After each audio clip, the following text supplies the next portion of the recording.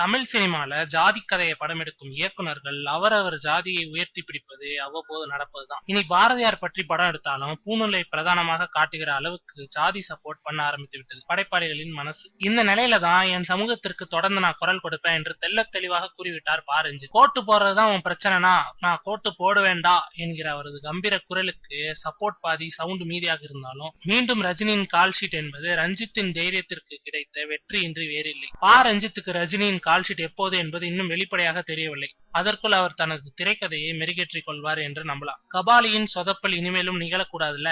அப்படியே அந்த வேலையோடு வேறு படங்கள் தயாரிக்கவும் வேறொரு படத்திற்கு கதை வசனம் எழுதி தரவும் சம்மதித்திருக்கிறார் ரஞ்சித். அவரது இணை இயக்குனர் ஒருவர் இயக்கவிருக்கும் படத்திற்கு இவர்தான் கதை வசனம். இந்த படத்தில் அதர்வா ஹீரோவாக நடிக்கவிருப்பதாக தகவல் கசிகிறது. 1973 வருடத்தில் நடந்த ஒரு உண்மை நிகழ்வை தான் கதையாக வடித்திருக்கிறாராம் ரஞ்சித். மறுபடியும் கோட்டு கொள்கன்னு வாரி விட்டுறாதீங்க ஐயா. ஏன்னா ரஜினி பேச வேண்டிய வசனங்களை அதர்வா பேசினா உலகம் ஐயோன்னு ஆயிடும்.